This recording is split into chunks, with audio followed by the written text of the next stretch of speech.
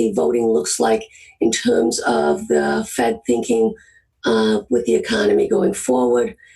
Everyone is anticipating that it will be softer, obviously, because of global softness in terms of economic growth, with quantitative easing in full bore with the Chinese, with Draghi coming out last week and basically, saying quantitative easing back again.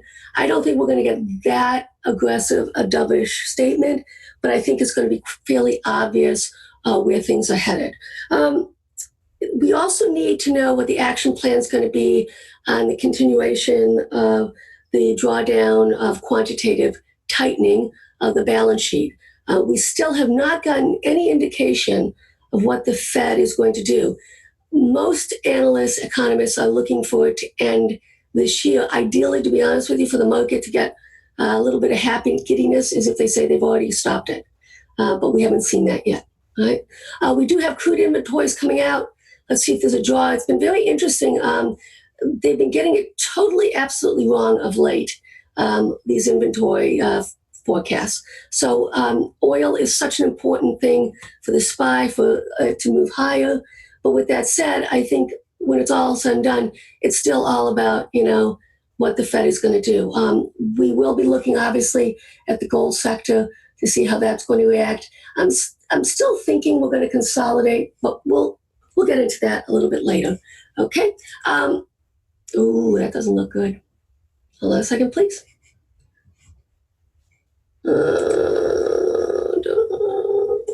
Let's see if I can get it back up without losing all this stuff I want. Ugh, not good. Well, let's do this. Hopefully it will come back up. If not, well, okay. All right. Let's get to the big issues here. Let's go to the VIX, which I like to look at first. And as you can see, we've gotten back above this channel that's so important to us. This is the monthly chart. When you're looking at the VIX, guys, you really do have to look at the bigger picture and not get enamored with the smaller day-to-day stuff. As you can see, we are entrenched lovely in the middle of the range here of this sideways consolidation. This is what allowed us to make highs going forward. Right, into last year, all-time highs. We need to stay within this channel, guys, for us to continue to motor higher. I'm not picking a top in this market. I've been very adamant. There's no need to pick a top. I think the market continues to move higher. I think we're going to knock out all-time highs way sooner than a lot of the talking heads are thinking. But with that said, I do think we need to have a little bit of a pullback just to reset. I don't know, and I'm going to defer to Spartan on that. He's so good. Yesterday, the SPY held where it needed to hold in terms of the bigger picture. I did see a divergence starting to set up, but when that's all said and done, that 281.30 level that he shouted out did hold. Okay, so that's something we can be encouraged about. Midpoint, you can see we were extended yesterday when we were making highs.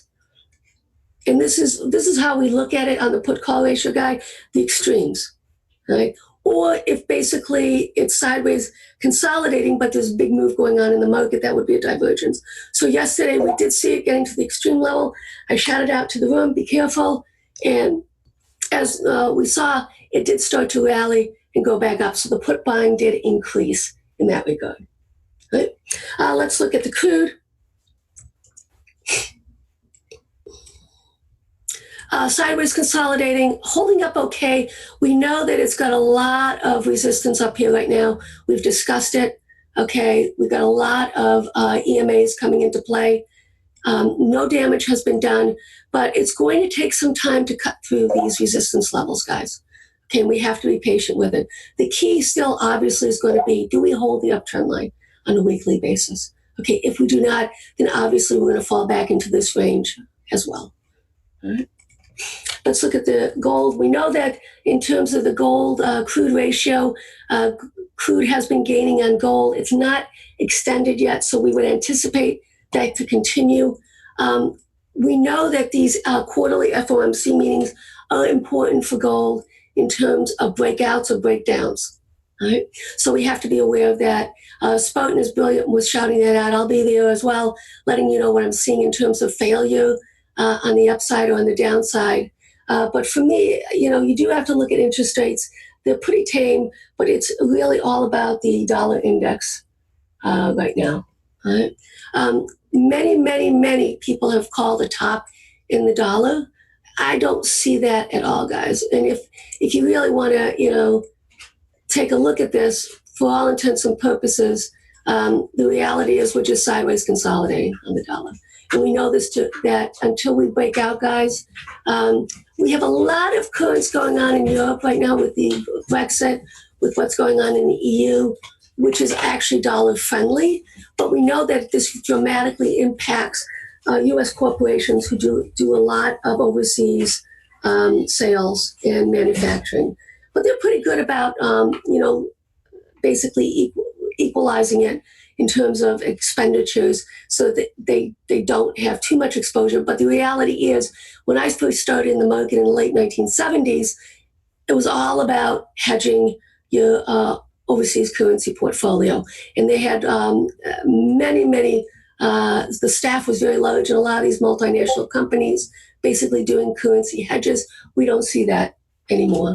The currency is the only thing that is heavily manipulated by the central banks globally that we do. And if they want to put their thumb on the scale and they want the dollar to go up or down, it can happen very quickly, just in terms of what they do in terms of interest rate scenarios. Okay, all right. Let's take a look at some of the ETFs that we'll be following today. XLE. Once again, as you can see, sideways consolidation, still, to reclaim this massive sideways channel, that multi-year sideways channel, guys, right? So risk reward, when you're dealing with commodities, you always want to buy when nobody wants to buy, and you want to sell when nobody wants to sell. But if you look in terms of where we are right now in this channel, we got a lot of room on the upside. We really do. I'm very bullish here, and I think it's going to extend way beyond what people are expecting once we get through these EMAs, right? So the refiners as well as the miners are basically very cheap if you look in terms of the underlying physical commodity. And that's why I think that you're going to continue to see a divergence between what's going on with the physical and what's going on with the actual refiners. They've done, at least on the energy side, guys, they've done a really good job with their balance sheet, okay, so that they now can reap the rewards of higher fuel prices, oil prices. Unfortunately, on the gold side, the miners have not done that good a job. And in fact, a lot of the miners have a negative. And this is a bugaboo that's going to probably take time to work its way through, okay, because they've done such a bad job, especially the junior miners. There was a research paper that came out at the beginning of the year basically showing that the vast majority of the Canadian junior miners basically are in the red, in the negative, in terms of cash flow. That does not work well. Right? Irregardless, I still maintain that we're going to be looking for a multi-year move in gold. And I think that we're going to see a multi-year move on all commodities, because on the infrastructure side, a lot of the aluminum, steel, copper, that those commodities, the corporations have drawn down their stockpile. So as China starts to work on infrastructure, as the U.S. starts to work on infrastructure, you're going to see those prices increase dramatically. And that's why I'm so bullish on commodities, which will also fuel, as far as I'm concerned, the market as a whole. This is something that we really need to see for the market's next leg up. Let's take a look now on the futures side. Was kind of fun yesterday. Kind of saw the top coming in, but the reality is this market is holding up incredibly well. And for all intents and purposes, for me, this is the monthly futures. Okay, for me to get concerned about the health of the overall market, we really would have to take out this 2705 on the E-mini S&P. Okay, that's where it comes in. On the weekly, and I basically focus on the bigger picture. Spartan helps us with the micro side. This is what I do in terms of on the for the bigger picture. Okay, so as you can see, this 2811. Okay, that is important because that's where we broke through. This was a initial price target. Spartan and I were shouting out from way back here in December. We've gotten here. It's going to take some time, but if we do break below here, then I think we are going to probably go down to this next uptrend line. Do we break down until we don't? This is a buying opportunity at lower levels, but it's now become a cat and mouse. So it's now the bulls against the bears. We have to see what they're going to start doing. And as you can see, yesterday I was shouting out, okay, there was a lot of SPX call buying, SPY call buying. We all know about AMD, but this AMD call buying, we use the option flows, guys, in this room for the underlying equity ETF. It gives us an idea where the flows are coming from. And this way, Spartan can use that information on the underlying equity to make his decisions for the room in terms of leading us from an equity or ETF perspective. All right? And that's simply put, this is why the options are so valuable to us, because it's giving us flows into money flows in and out of equity so that we can trade those ideas. Right? They're not, sometimes I think some of the members get a little confused as to why we're shouting it out, Brian and myself. He's my also deals on the option side. He's my the other option specialist for this room. We do it more for order flows in terms of, let's say, we know that Spartan's in a trade. I'm going to shout out to him if there's counter trend trades going on, okay, in that equity. And that's how we do it here. All right. E-mini on the NASDAQ, okay. We are at the top here, guys. So on a risk-reward basis, we have to be a little bit careful. And this is what I shouted out yesterday. We are extended on a weekly basis. We are butting against, okay, the top of this channel. And I have absolutely no issue, guys, if we do go back to the bottom line of this channel. I think it's actually healthy and good for this market. Ideally, we sideways consolidate before the next leg up. Even if we do sell off, guys, it's going to be a buying opportunity. It's BTFD. I don't care what anybody says, gun lock or whatever. I do not see us, and none of the economic statistics that are coming out basically tell us that we're in a recession or going into a recession. As long as China is doing quantitative easing, okay? This is the grand poobah of quantitative easing. They can do whatever they damn well please. They will continue to do so. And that will lift all boats, I keep saying, globally. And that's what's going to help the European economy as well as the U.S. economy. And, you know, yesterday the news that came out on China, I agree with South Beach. It looks like it was a little bit of manipulation that someone was short, wanted the market to go down so they can take profits and get out. Because right after that, within a half hour, there was news that Lighthizer as well as Mnuchin were going to China next week, and that the president came out and said that things are going very well. I think the expectation of this being wrapped up very quickly is unreasonable. This is a very complex trade negotiation. It's going to take months. Okay, ideally, it would be really cool if it could get resolved by June, to be honest with you. But who knows? I think, like I say, the market is pretty unrealistic in that regard. Right? Let's see if I can get the Shanghai Composite here. Let's see, Shanghai, no. Let's look at some of the Chinese sectors, because I think it's really important. We have been calling out EEM is one of them. Okay, this is an ETF. Okay, a Chinese ETF.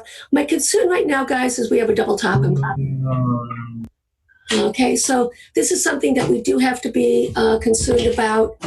And until we take out the top, guys, I treat this like a commodity. You want to sell when nobody wants to sell. So I've lightened up 3/4 of my portfolio that was in this. I basically shouted out EEM in December, and it's done very well for us. But it's now time to lighten up on that, okay? FXI is another Chinese ETF, okay? And also, as you can see, double top in place. Have to be aware of these things, guys. because of that, you have to lighten up in terms of your exposure. If we break through it, okay, then I will get back in it. But until we break and hold above, okay, this 45 level, this zone here, as far as I'm concerned, you have to lighten up. Yesterday, for the first time, guys, we saw ASHR. This is my ETF that I've been trading since here. This is actually to Chinese financials, okay? It also, as you can see on a weekly basis, has reached a double top. My concern is because it is a parabolic move, and when you have parabolic moves, obviously the retracements can be rather steep. Okay, this is, guys, when you start to put in your fibs as well.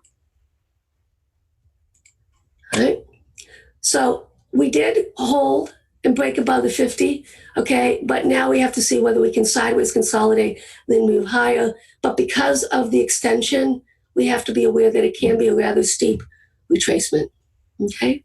And as a result of that, we have to start looking at basically taking out the fibs on the downside. So it's all about failure, guys. Failure to hold the top or failure to hold these fib retracements.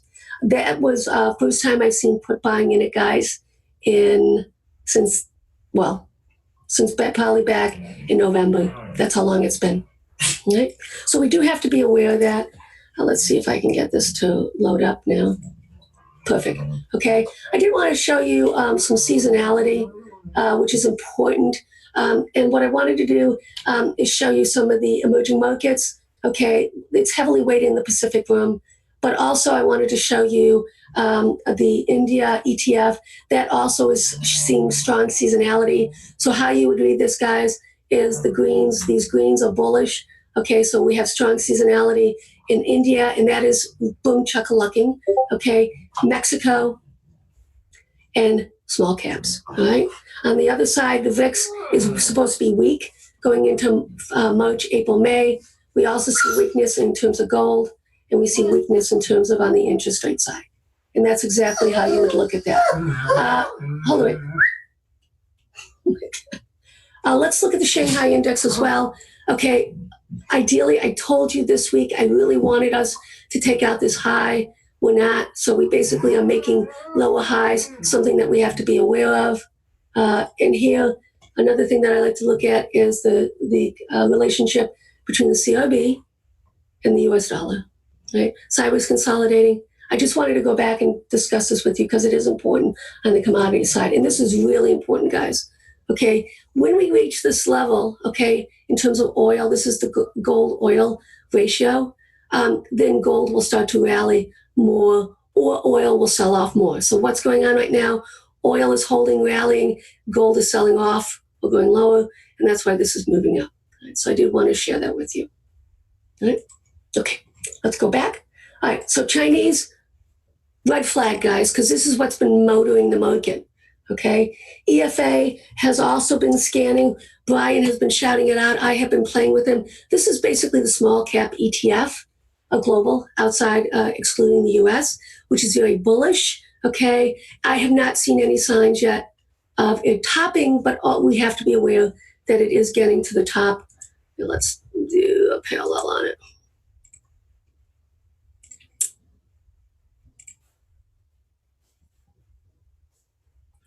It is getting to the top of the range, as you can see.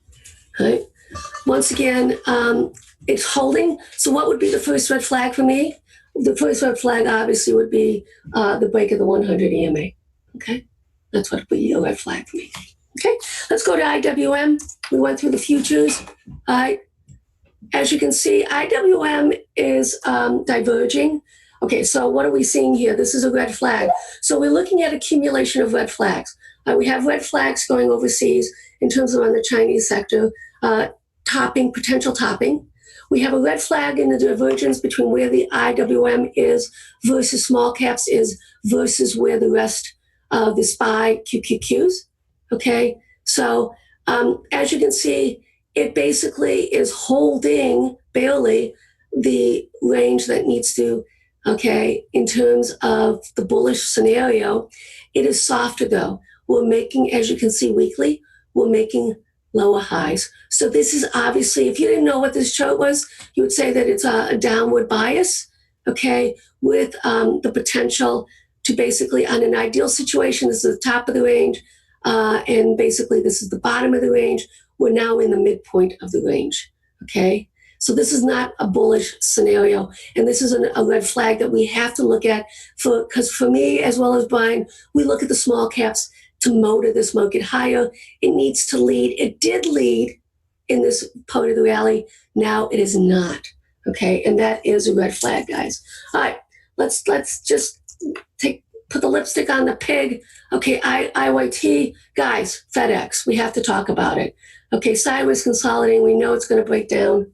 Okay, FedEx is the largest component of IYT. We have a divergence going on with the Dow theory, guys, in terms of the Dow transports. Okay, the Dow transports with the Dow theory needs to basically catch up to with what the Dow is doing. It's not, it's lagging. Another red flag.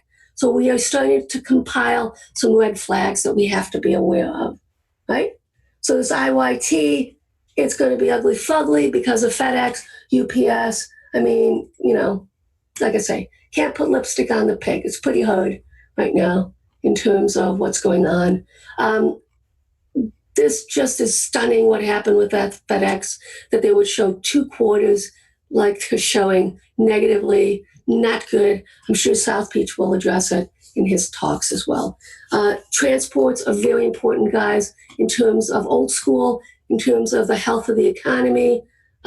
So this is, we are compiling concern and something that we have to be aware of. Right? Okay. Let's go to Facebook, Fang, a bigger picture. Then I'm going to pass it on to Spartan. I only care about the bigger picture here.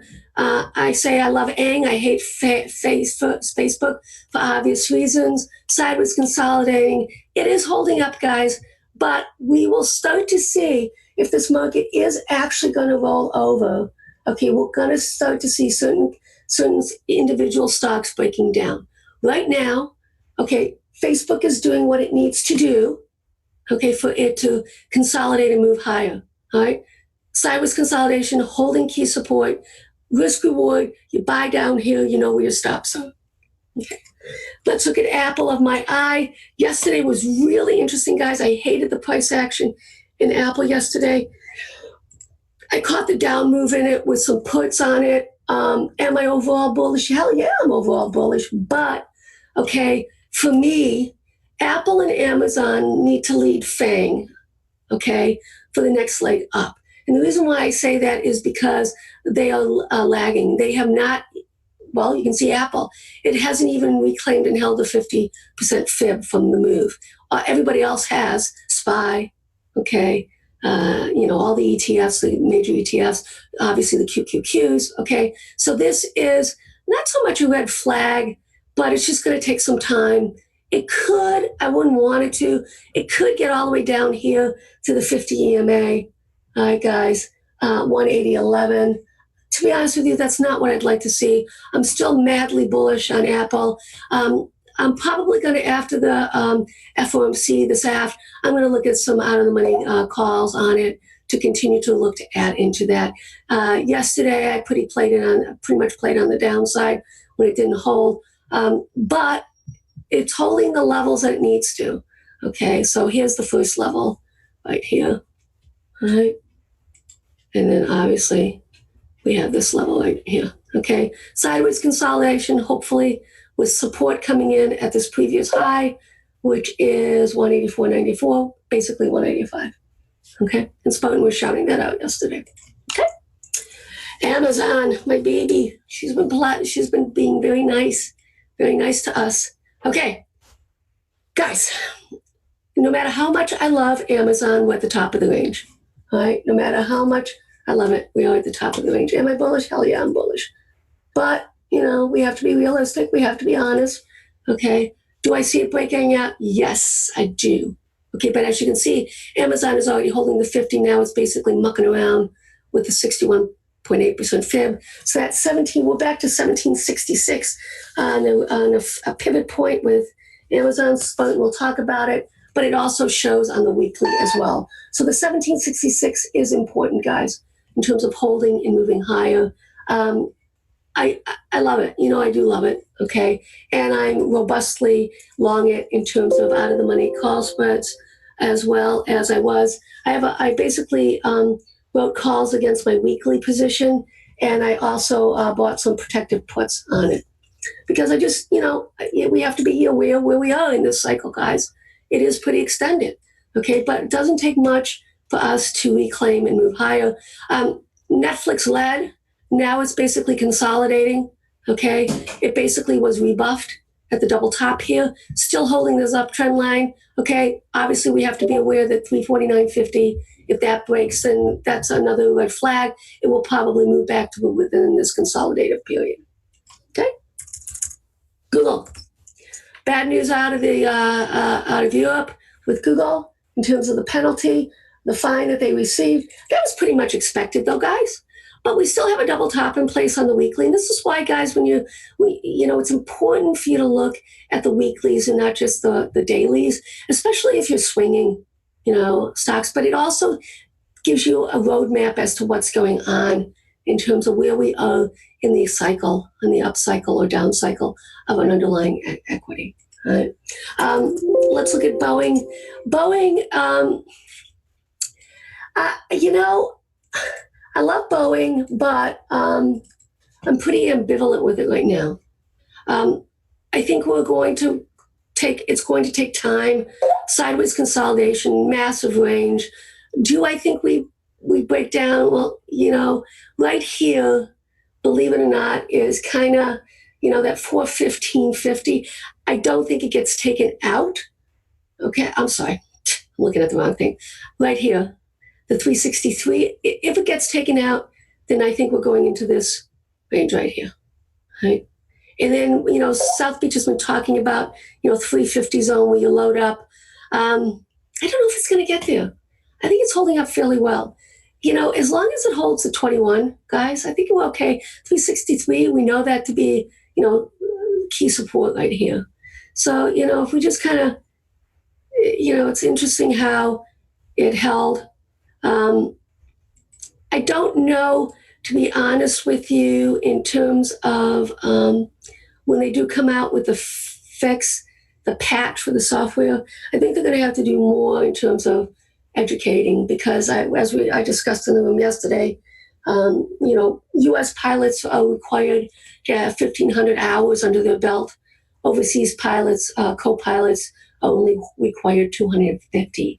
And of those 250, they can be simulator, so not actual real flying time. So I think that we're finding out that the co-pilots in both the crashes didn't have a lot of experience. Irregardless, doesn't matter, okay? The transportation industry is they're going to go look at they asked the FAA yesterday to look in terms of the approvals for the MAX, and we'll see what happens with it. They're still manufacturing. If they stop manufacturing at Boeing, that to me would be bearish, and I think then we break down to this lower level here. If they continue to manufacture and they do their mea culpas and all this stuff, I still am not sure in terms of on the liability side. I know they do have some liability. South Beach looked into it. I don't know how much though. Okay. So that's my story, sticking to it. Enjoy for those of you who are new. What's going to happen is Spartan is going to I'm going to go through Spartan's pre-market honey-do list, and then I'm going to report in the options, ideas, and flow what I think are good calls or puts to do off of his ideas. A lot of them guys basically are better off doing equity, but we'll go into that as well. Enjoy and welcome, and I shall pass it on now to Spartan. Are you ready, sir? Yes, I am. Okie dokie, guys. Cheers.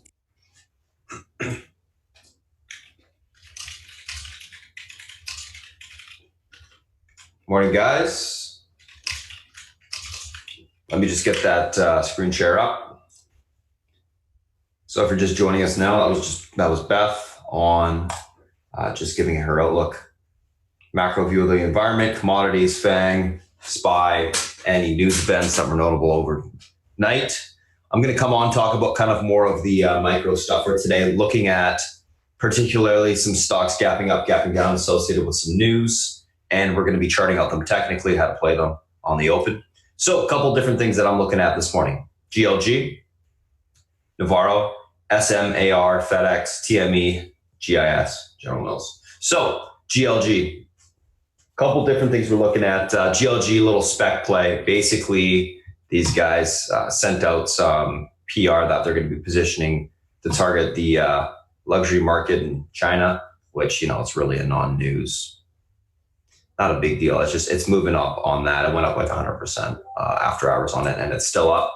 So we'll talk about that. We'll chart it out because the low floats have been the flavor of as of late. Navarro, new CEO, 2 big upgrades. Bank of America, 70 price target. Merrill Lynch upgrades them to $67 price target. They're pushing up. Great chart. SMAR, earnings beat both EPS and revs. Q1 guidance and EPS down slightly.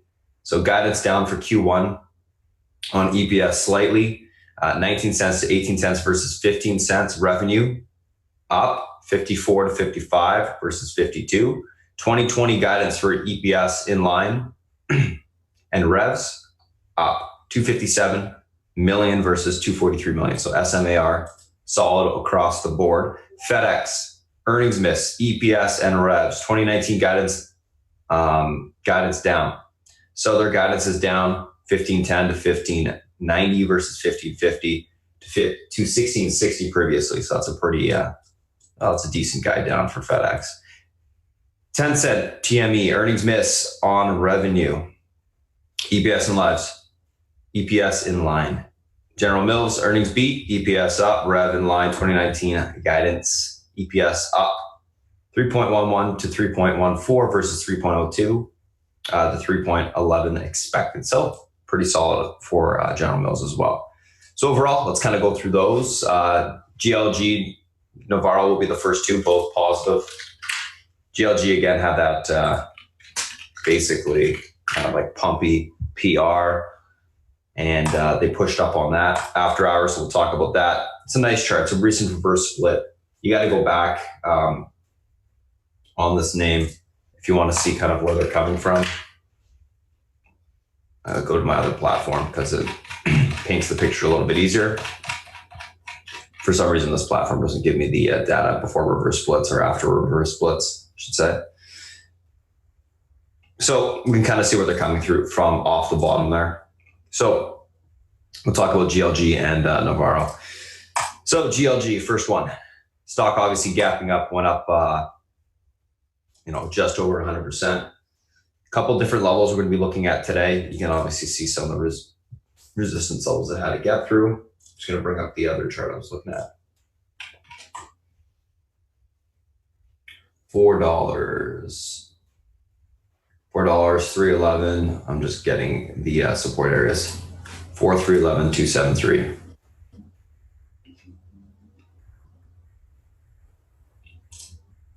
$273. Support resistance. Cool. So now I have my levels. And that $4 level was the resistance. Oops.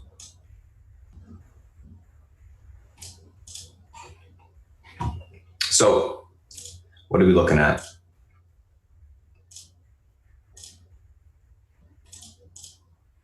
A couple different support and resistance levels here. If this stock, it's probably going to fill the gap in my opinion, but we'll see on the open. This is a pivot on the stock, 311. This 311 support area. If the stock is able to cross this pivot point to the upside, we should see continuation back towards 4. The key is going to be a break of this little downtrend though. So if you see the stock cross this pivot point, 311 to the upside, let's make it blue, make it easy. Watch for the stock to retest the flag in the pre-market to the upside. If that breaks, this stock will start to push back up through this level into the 4s plus. If it's unable to get above this level, it's going to break or it's going to retest this 260 support. That will most likely break and it will fill the gap towards 217 or 218 down here. Small stock, so a little bit of volume will go a long way if it's able to get through that pivot, cross it, and break that flag to the upside. If it's unable to do so, the stock will not run. It will fail just like ALT failed yesterday.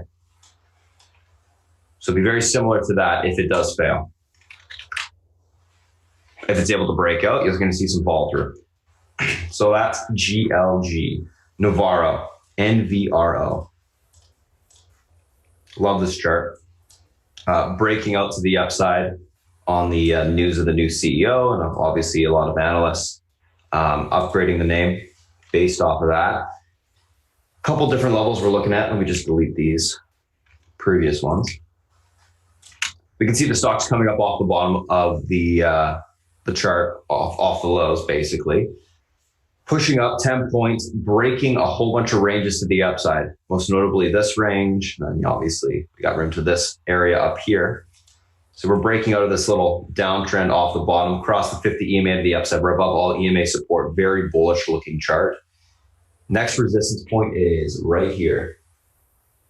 The, what is this? Let's just nail the area down. 55.88. So 55.88 is your resistance to the upside for now. If that breaks, you can have some more room to push today. But let's just get that there. I'll adjust it a little bit after. 55.88, that breaks, room to $59. If you're unable to get through that 55.88 this morning, we're going to be looking for a pullback on Navarro towards this 51.26. It's also going to be kind of in that range of the original range break that it's been trading within for the last 3 months. Look for support down here. We'll look to take the stock long. So let's take a look at the intraday chart and kind of decipher what's going on here. So that's your resistance. These are your two support levels down here between these two levels. This is that range break area. If the stock's able to get through 55.90 this morning, this is going to act as your pivot point to the upside. If it breaks this area to the upside, you're going to see continuation to $59.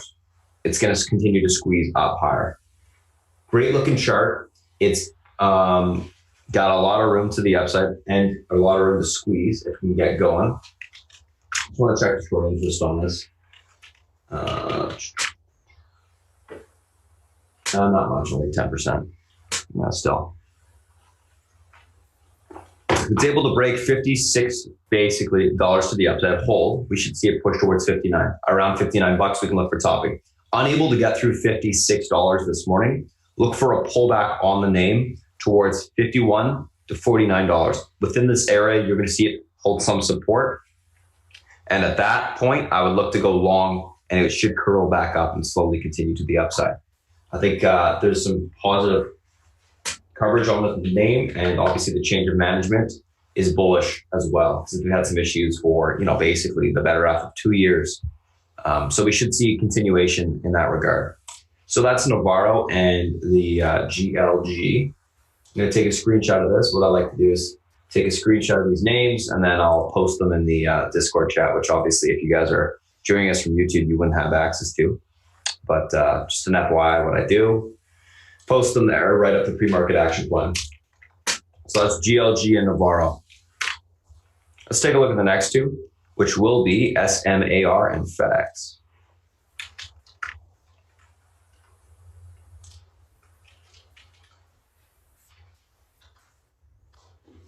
So, SMAR. So these guys had good earnings, beat EPS and revs. Q1 guidance on the EPS was down slightly, but the revenue was up, and the 2020 guidance EPS was in line and the revenue was up. So basically overall guiding up, and the earnings were positive. So SMAR, let's take a look at this chart on the daily.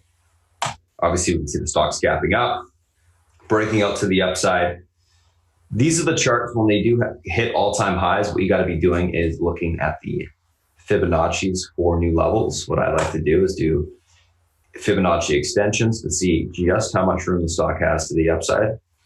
Obviously, we can see that first level there. Let's take a look intraday. Just want to see if I can see the top level. I know it's going to be in the 50s. 51.25. Okay, cool. That's what I wanted to see.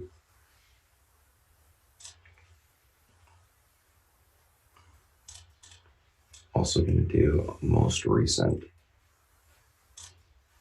range. 48.21 pivot point. Okay, cool. That's all I needed. So, mark this. Let's get rid of, oops. Let's get this support here. And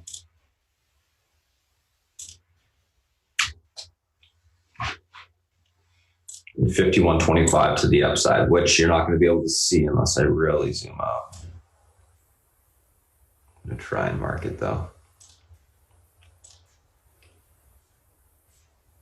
Okay, we'll just talk about it. So, a couple different levels this morning on SMAR. If it can hold this 48.21, this is going to act as your pivot point. And what I mean by pivot point is not an actual indicator. I mean, use it as an indication of direction on the stock. If it's able to hold above this level, you're going to see it continue towards 51.25. If it's not able to hold above this level, you're going to see it pull back towards this 46.39 level of support. So, able to hold above 48.21, we look for continuation towards 51.25. That level breaks to the upside. We should see, if we're able to hold 48.21, we should see continuation to 51.25. Up that at that level and above, I'll look for topping to take the stock short. If it's unable to hold this 48.21, we'll look for a pullback towards this 46.39 support. Lower end, I doubt it gets down here, but the 45.27 as well. This will be your support area between these two. We look for basing to occur, which is some sort of consolidation or break of the downtrend, then consolidation, curl back up, and then we look for a grind higher. Stocks, when they're at all-time highs, tend to push and squeeze higher. So that's what I'm going to be looking for, this to continue to go higher. That's kind of the way I'm leaning on it. FedEx. So FedEx, you can kind of see it's already charted out from yesterday, but overall, obviously the earnings were negative. Guidance was down. Stock breaking down, broke the 50 EMA to the downside on the daily. A little bit of room lower. So let's kind of just chart out the levels here. 67.53, of course, right there. 171.44 can act as resistance to the upside, and then we got a little bit more, the 174.39 area. And obviously, if this 167.53 area breaks, we got room to 164s. So,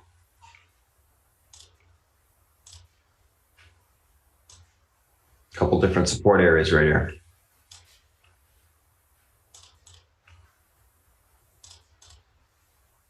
Rid of these two, because I don't think it's going to get up there. A couple different levels. 168.21. Right now, that's your support. That breaks, room towards 167, which is going to be the line in the sand to the downside. If 167.53 breaks, you can have room to 164s. That's a big range support level. Able to hold 168.21, we should get continuation bounce towards 171.48. If that breaks into the 174.42 spot, up at that area, I'll look for topping to occur and the stock to roll over. I think this 168.21 is going to be the key for direction on the stock. If it stays above it, we bounce and we go higher. If we break it, we go much lower. So use that 160.21 as your pivot point on the stock today. Able to hold it, continuation to 171.48.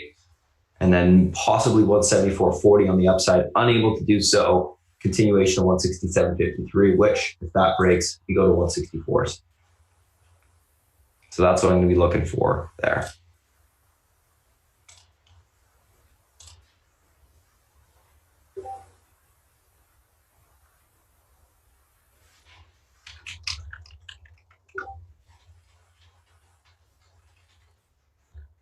But let's go to the next two.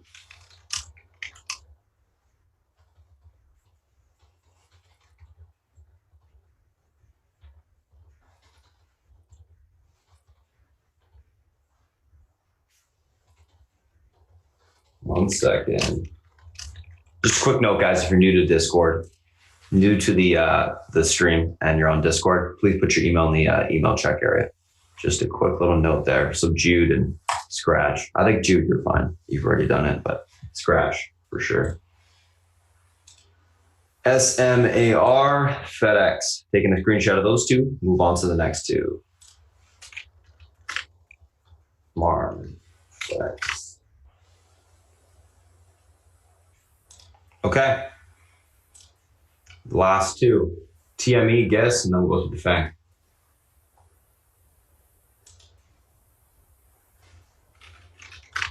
So 10 cent and guess.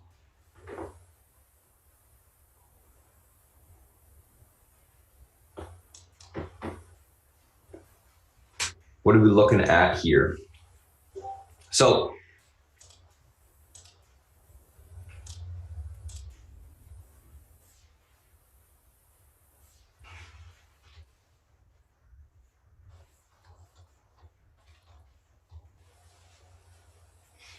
TME, stocks obviously breaking down, ran into earnings. The earnings were not good. So it's obviously going to sell off the run. Let's take a look at the actual stock itself. Take a look at where the uptrend is. We can see the uptrend right there. Support.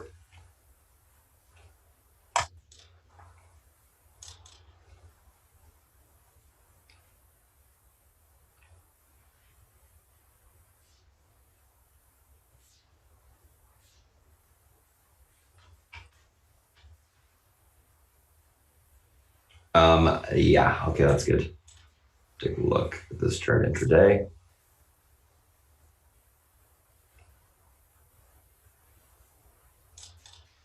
$17.53 pivot point. Gap fill at 18.48 top level resistance. You can see the uptrend right here, guys, at $17 essentially, which makes it real easy for us. And if that $17 breaks, we're to $16.63 to the downside. So what are we looking for on this stock right here? Basically, we're going to use the 17.53 as your pivot point. Unable to break this to the upside, it's going to continue to sell off to the downside into that $17 level. That breaks, we're into 16.53. Able to hold 17.53 on the open. If it reclaims it, look for a pop back towards 18.48, topping short the stock. I'm leaning bearish on the name. I think it's going to break this uptrend and continue to sell off. So that's what I'm going to be looking for. Also, we saw some weakness in the China names yesterday, and you see a little bit today as well. So I think you're going to see continuation to the downside lower. Beth just also pointed out that there was a block of 2.2 million above the ask of 181.10. So it looks like a big block just went through. Looks like it was a sell too. So that's what we're going to see on TME today. GIS, General Mills, these guys had positive earnings. Their guidance was slightly higher for 2019. Stock obviously breaking out off of this range to the upside. Beautiful chart in that regard. It's got a nice amount of room to the upside into this gap, which it did gap up into this morning. It's pulling back basically to the breakout area of 48.17 right now. But overall, it looks pretty darn bullish. Let's kind of look at exactly where the next resistance point is. 48.17. I'm going to go zoom up here into the previous areas of support resistance. The lower end is going to act as resistance. Upper 51.43. Then I got to go look at some support here. Okay, Hank, good luck. Hope you get there on time. Oh, I think someone's mic's on. Oh, it's Raf's mic. That was Raphael, guys. Hey, Raf. He popped on, I guess. 47.29, that's your support to the downside. And then 47 bucks. Yeah, 47.29, that'll work. So a couple different levels here. Basically, General Mills, what are we looking at? That's your support to the downside, big level, 48.18. If that breaks, you're going to see a complete gap fill towards yesterday's lows at 47 bucks. Able to hold 48.18. this morning on the open. We should see continuation towards 50.18. Upside resistance, if that breaks, room to $51.25. I'm looking for a pullback to this 48 level and a hold. And if it holds, I'm looking to grab it long off of it. It's a great range breakout to the upside on the daily, very bullish looking chart if it can hold above that level. So you're going to be a little bit patient, see how it holds up this morning. If it does, you're going to see continuation to the upside. If not, well, it's going to pull back a little bit. So I'll take a screenshot of those two and we'll move on to the FANG and the SPY. SPY first, of course. Yes.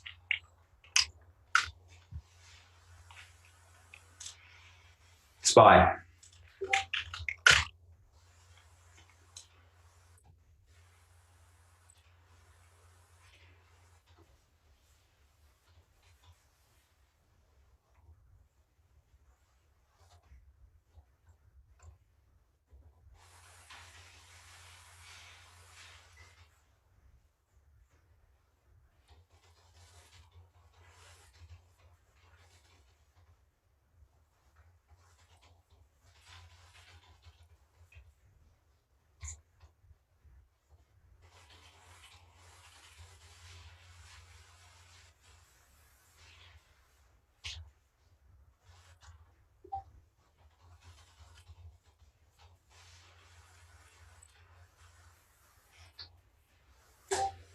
Let's see here, SPY.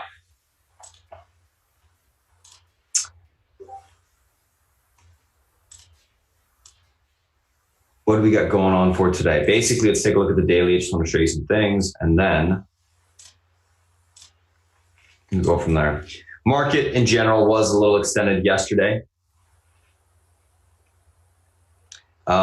It pulled back, filled the extension gap, uptrend's very much intact. We're above all EMA support. We did get a little rejection at this massive range breakout area. Well, not really. We got a retest of the area, I should say. We broke out of it, or we confirmed the breakout by retesting it and holding. Now the key is going to be another day of hold of that area.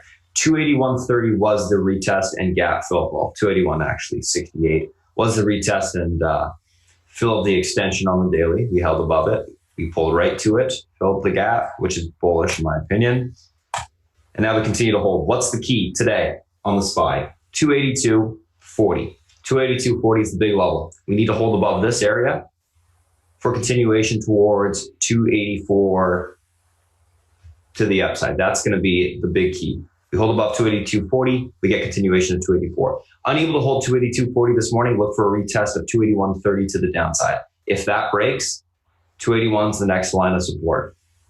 If those two levels are unable to hold, we're going to pull back towards the bottom of the range, recent range of $280, $280, $30, $280, $30. So basically 280.40 is your pivot.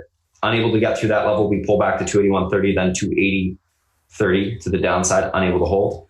If 282.40 is able to break to the upside, you're going to get continuation to 284. Oh.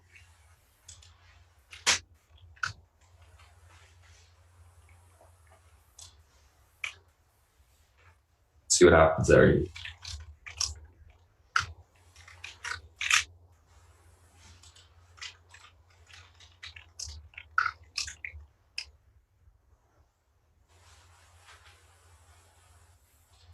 Get a screenshot of this and we'll move on to the FANG.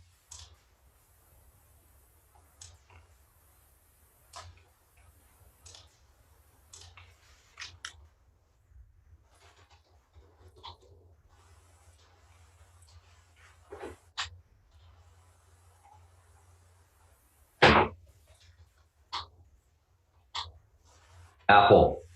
Let's take a look at Apple here. So Apple, similar to the SPY in that it was extended on the market or on the daily chart. Pulled back, filled the extension gap, which is great. Parabolic trend broke a little bit. That's the one issue. I think we might see Apple, well, it's going to need to consolidate a little bit above this 185.50 mark if it can hold for the next leg up.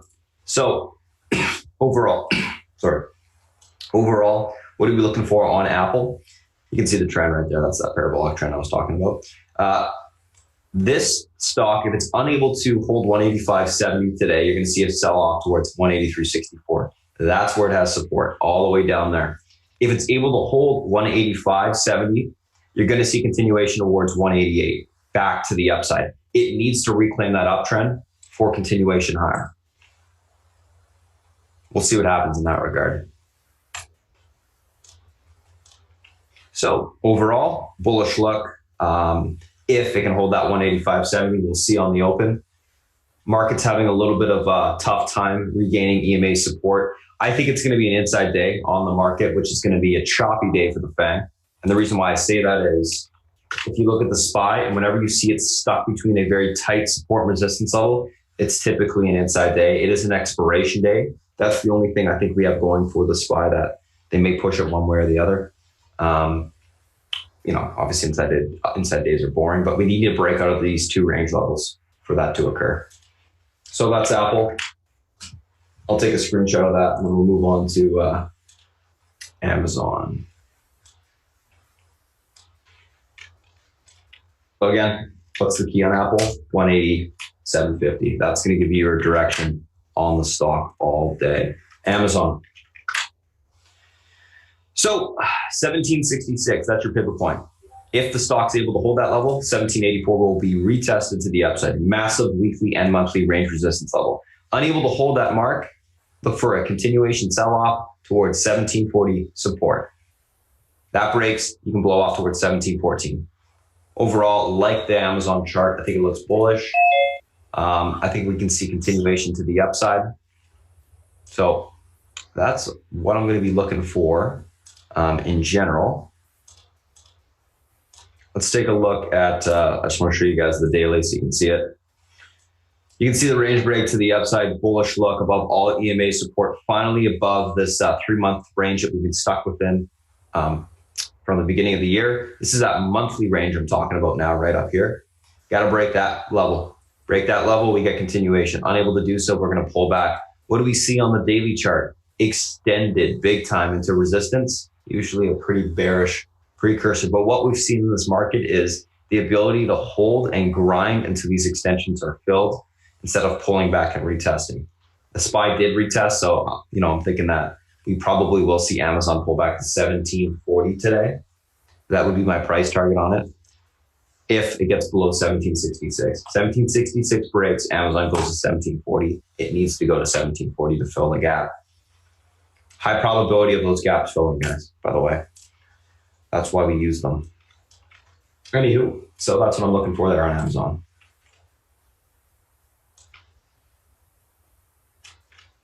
Let's take a look at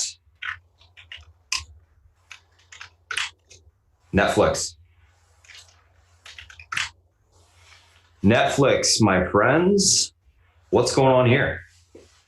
So a little bit of weakness. 360 is the key support. Unable to hold or reclaim that level this morning. We should see a pullback to the bottom of the range. 353 support down there. If it's able to reclaim 360, look for a continuation push to 366. Overall, it's below EMA support, obviously intraday, on the hourly as well. I think you're probably going to break this little range it has right here, 358 to the downside, and you're going to fill the gap today. If you look at the chart on Netflix on the daily, which let's do that now. Overall, bullish. It wants to test the bottom of the range, in my opinion. It's holding EMA support, but the uptrend has broken. So it's basically a choppy chart is what I'm trying to say. I think it's going to go to the bottom of the range, retest it, probably will hold it, and then we can see what happens from there. But that's the outlook for today. I think we're going to go towards 353 on the downside. And guys, as we talk about these things, Navarro is breaking out to the upside. Oh, that's Netflix right there. Let's take a screenshot of this and we'll move on towards Facebook and Google, and then I'll pass it over to South Beach. So real quick, let's talk about Facebook.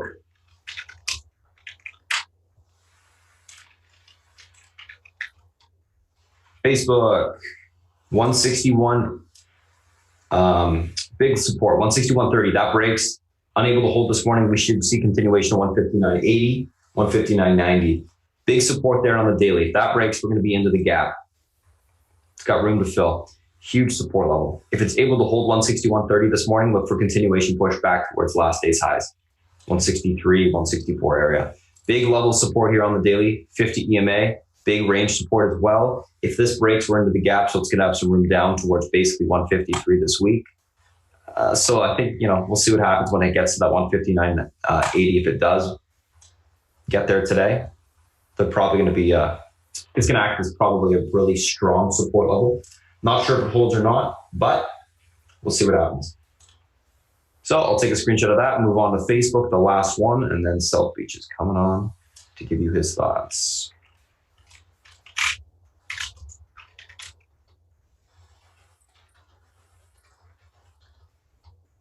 Google,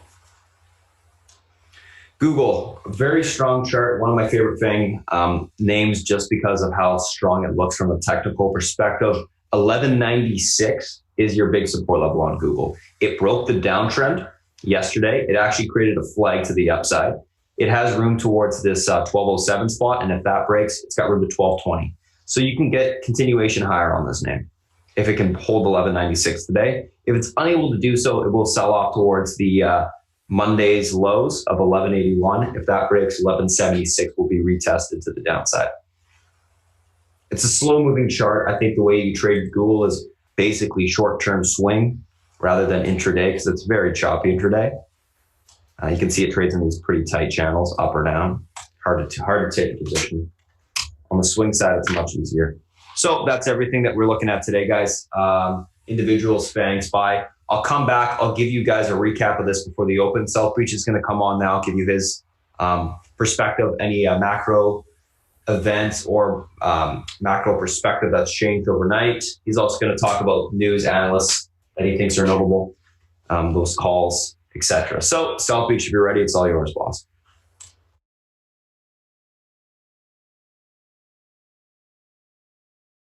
Hey guys, good morning. Just give me 1 second here. Apologize.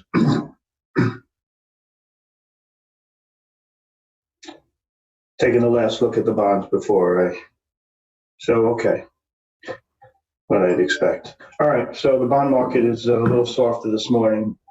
I would assume it's keyed off of FedEx. This FedEx thing, don't underplay Federal Express. There's no company that, other than maybe UPS, but probably FedEx is best because they're more international than UPS is, that has a better handle on global growth, okay? We've been talking about global growth forever, okay? And, this China deal is, everybody's looking to that to increase global growth. We'll see. We'll see if it gets done. When these things take time, you get a lot of news, it's happening, it's not happening, et cetera, et cetera. The truth is that both countries need to do it, but we'll see. It doesn't happen, market gets smoked, volatility increases, et cetera, et cetera. And I think a lot of it is built in. Okay, the administration's saying it's not, just a couple of thousand points on the upside. I don't know if that, I can't get to that conclusion, but that's another story. So the main topics of the market, Brexit, I told you they're going to kick the can down the road. They're going to kick the can down the road. It looks like 6:30 will be the new drop dead date. We'll see what happens with that. China, we just discussed. Mueller, who knows how that's going to play out. Anybody's guess, okay? I don't know how to handicap that, okay? But one thing that I think we have to start talking about is the new Democratic Party, which is spewing socialist rhetoric, very negative for stocks, okay? Everything that comes out of these current officials that are running for president is pretty scary. it's really unbelievable when you think about it. The talk now is that what's his name's going to run. Biden's going to run. He is a lot more moderate than everybody else. That would be good for the market if it was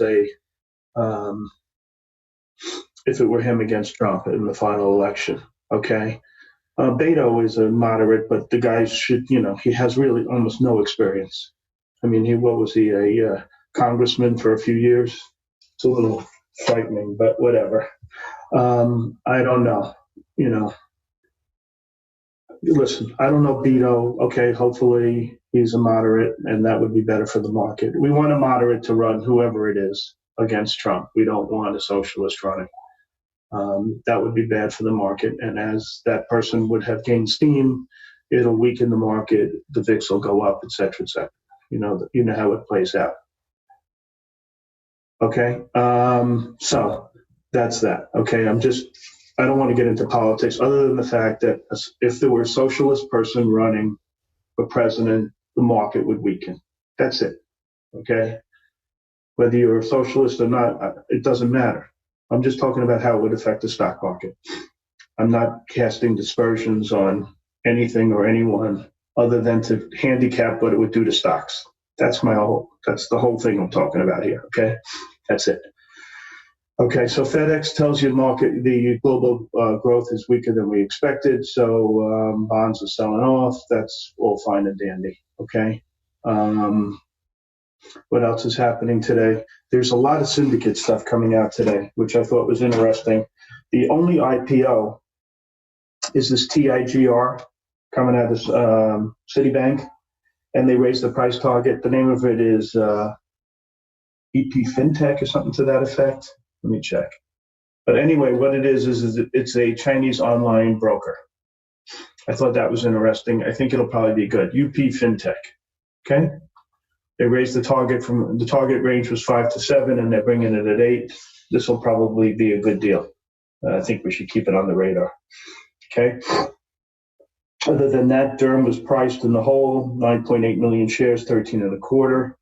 We talked about that late yesterday, saying we should probably not be in it overnight because the deal was coming. Okay. So from here on in, I'll let Spartan handle it, but I thought it would be a little softer. Okay.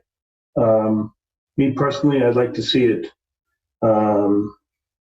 It's trading well. It's above 13 and a quarter. So, as long as it's above 13 and a quarter, I think it's probably an upstock. That's my sense on that one. What else? There's just a whole slew of syndicates. You can look down the list. There's about 8 or 9 of them, and they're going to keep coming. Who's that good for? It's good for the brokers. Morgan Stanley, Goldman Sachs, Citibank, et cetera, et cetera. They make a fortune when this happens. And what's his name? I think Lyft is coming next week. That's going to be a big payday for whoever's doing that deal. It's probably Morgan and Goldman, if I'm guessing. Maybe JP Morgan also. So that's a big payday. These companies, the brokerage firms, are going to start making some real money because trading kind of stinks, as they've told us in the recent past. Okay, so that's a positive situation. Let's look at some research today. There was a whole slew of shit. Okay, let's look at the negative side first. There's one other thing I wanted to talk about in the syndicate. Ed pointed out that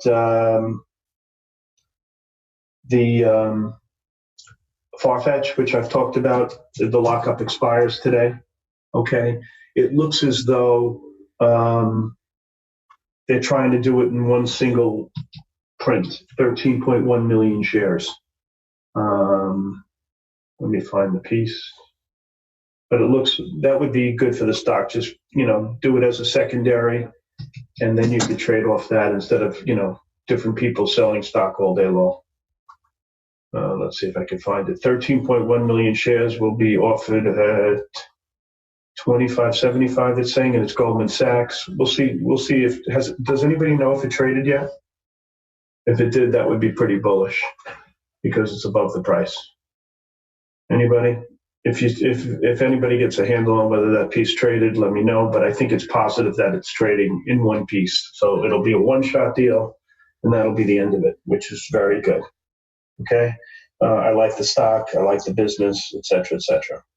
Okay, getting to the research. On the negative side, Morgan Stanley was negative on FedEx, put a 148 target on that. Everybody else was bullish. You know, when they bull these big cap stocks, you're not sure if they're bulling them because they do investment banking business with them or what have you. FedEx, I think, is going to be a buy. It's just a question of where and when. Kramer alluded to the fact that if global growth were, doing well, the stock would be a double from here. I don't know about that, but I think the stock would be a lot higher. So it's something that you should definitely keep an eye on, okay, especially for the long-term trade. Can make a lot of money on the long side there. Otherwise, let's see, negative stuff. DG was downgraded by Evercore with a sell target, initiated with a target of 100. Thought that was interesting. Monster was downgraded by Goldman Sachs with a 59, brought the target down to 59. I think that's interesting because I've mentioned Joel Greenblatt before. He does a lot of valuation analysis, and he has this at the top of his short list. He mentioned it on TV a couple of weeks ago, and now Goldman's downgrading it. I think that's an interesting call. They reiterated their sell in Southwest Air as well. I thought that was okay. Coop was downgraded by Piper with a 9 target. I thought that was interesting. Yum by Mizuho with an 84 target. They were saying some rhetoric about franchisees are controlling their destiny. So I thought that was okay. And what else? Walmart, Evercore put a 95 target there. Not so great. And let's look at the long side. Okay. NVDA, UBS raised the target to 210. And they raised the target in Lilly. I thought those were both interesting. Deutsche Bank raised the target in now to 270. I thought that was interesting. Everybody likes this NVRO. So, I've said before that the guys who are running, the CEO of a company is so vital to how that company does. I said a good CEO can take a bad company and make it good, and a bad CEO can do the opposite. NVRO, seems like all these analysts and so forth have big opinions on this guy that's moved in, and they raised the target drastically. Most of them from the mid-40s to the low 60s. So he must be something special. I don't know if you get a pullback in the stock or not, but I'm not really keen on reaching for it at 55, but I defer to Spartan on that one. I guess it would somewhat depend on how big the short is. Let's see how big it is, and it's just out of curiosity.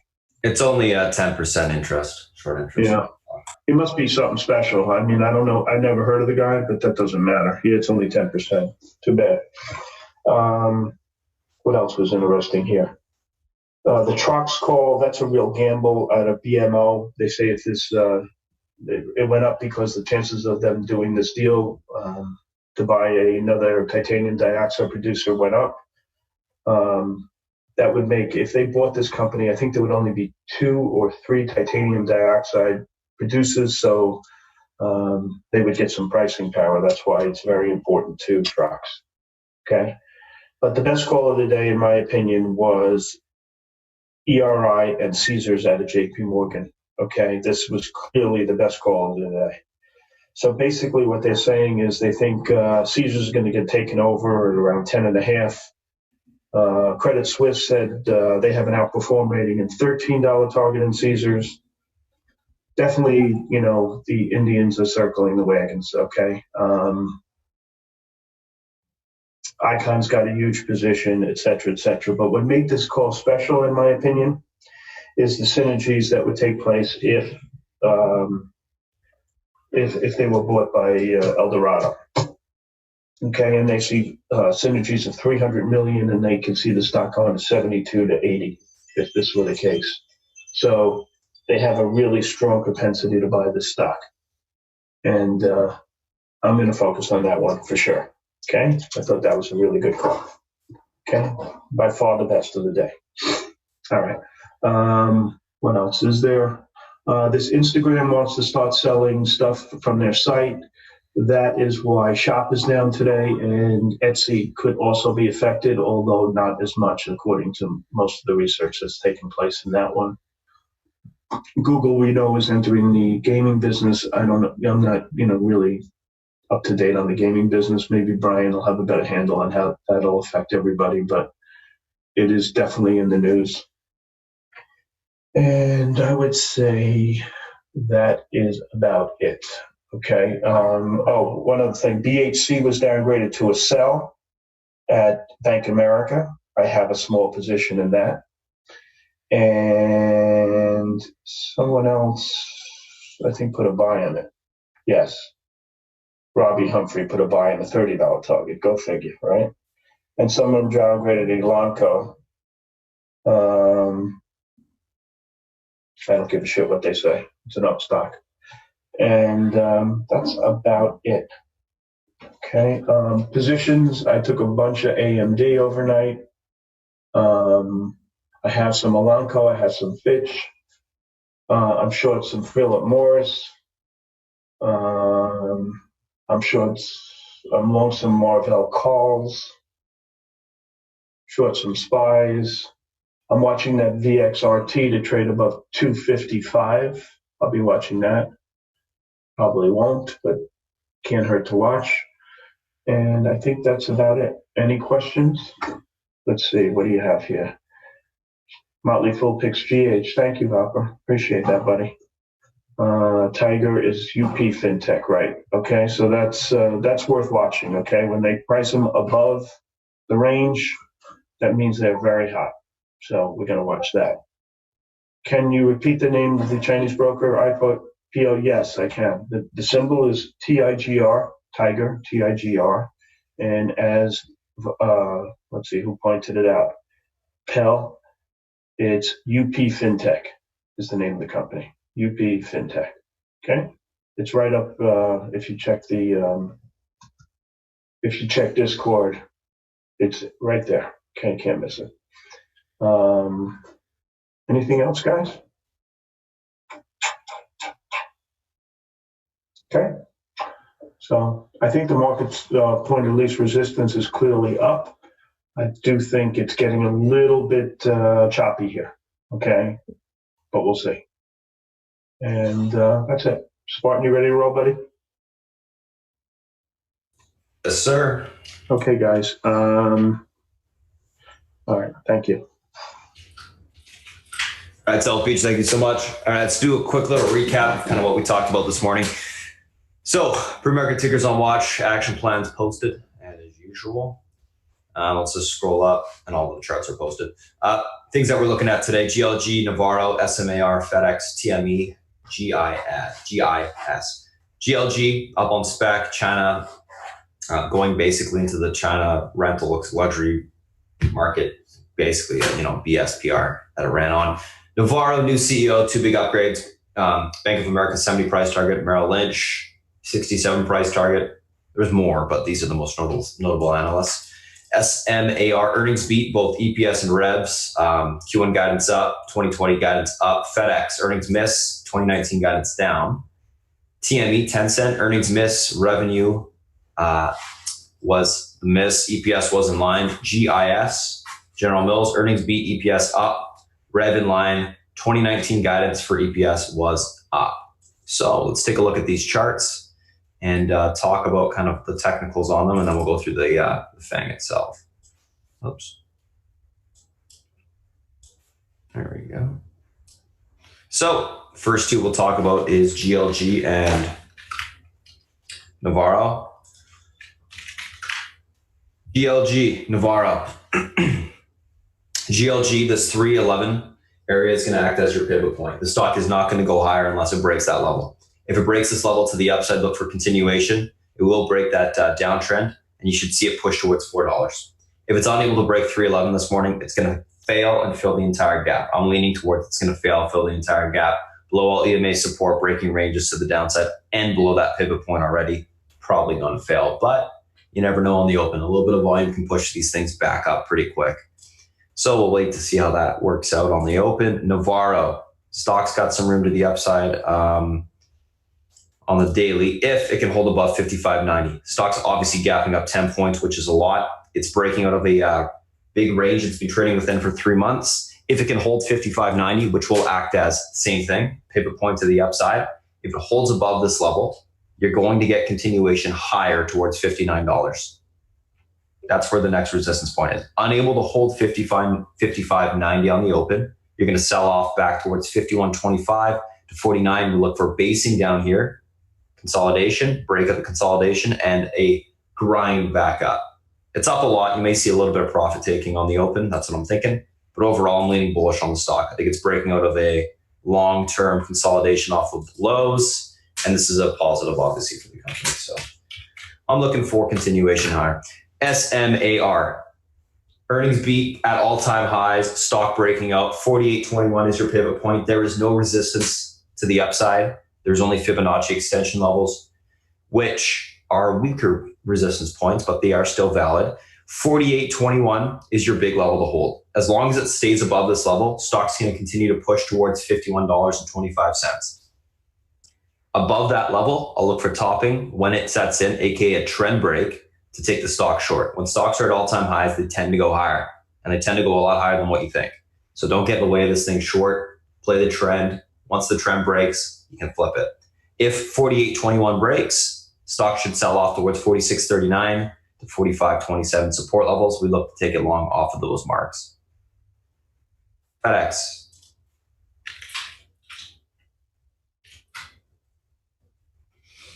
If 168.21 does not hold this morning, that's your pivot point. You're going to see a sell off towards 164. Obviously, it's holding up right now. We're crossing EMAs to the upside, which is bullish.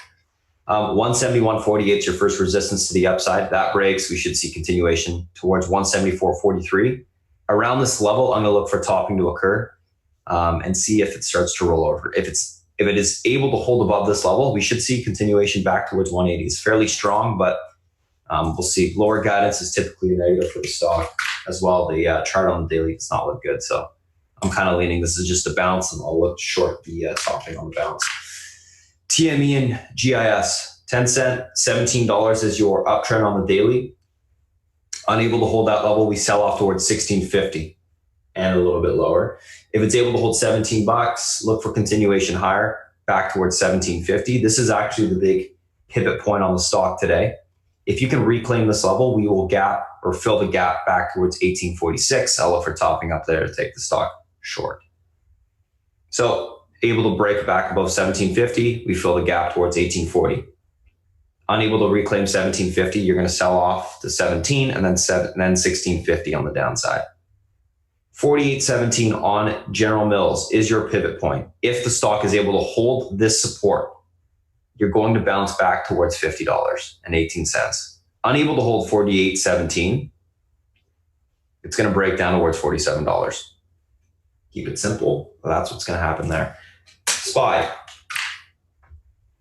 Market is holding up the range support. What's the key? 280, 240. You get back above that level, stock market will push back, the SPY, I should say, will push back the 284 resistance on the upside. If you're not able to hold 280, 240, you're going to sell back off to 281.30. And if that breaks, 280.30 to the downside. Overall, we're stuck between a really tight range of 1 point. And if we can break back above this 280, 240, which is going to be our pivot point on the SPY today, we will get continuation higher.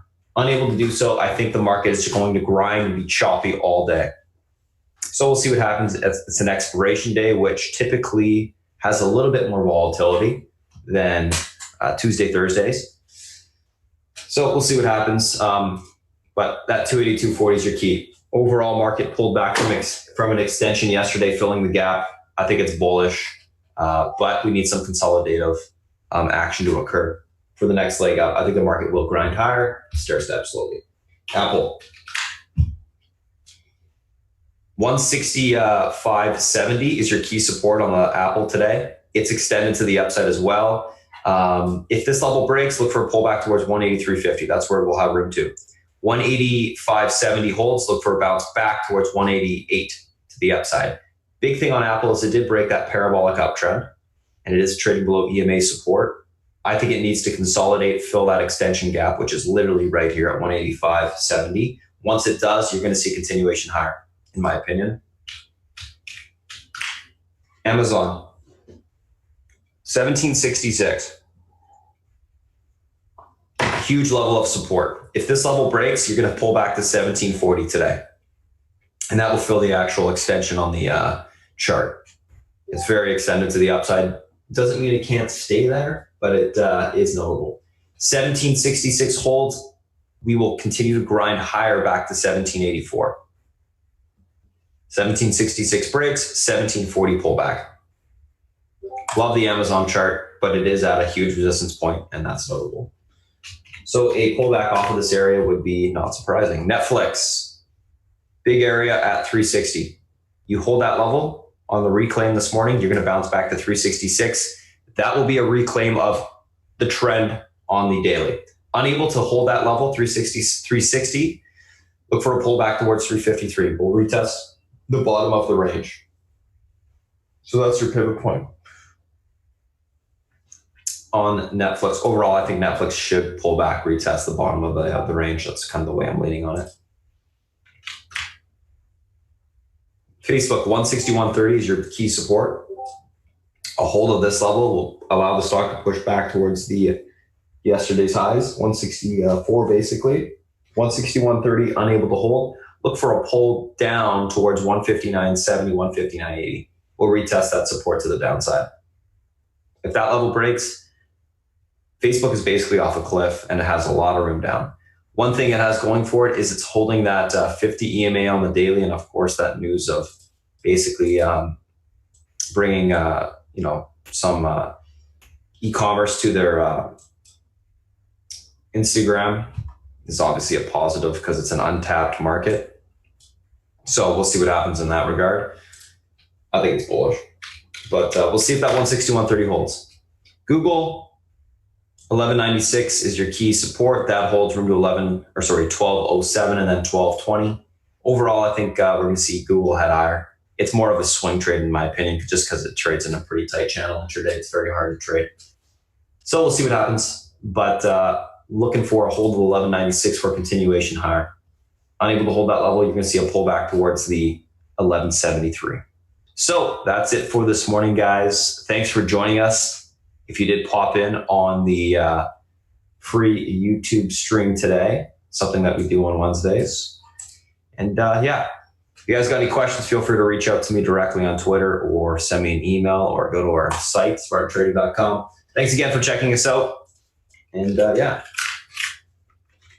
it for now.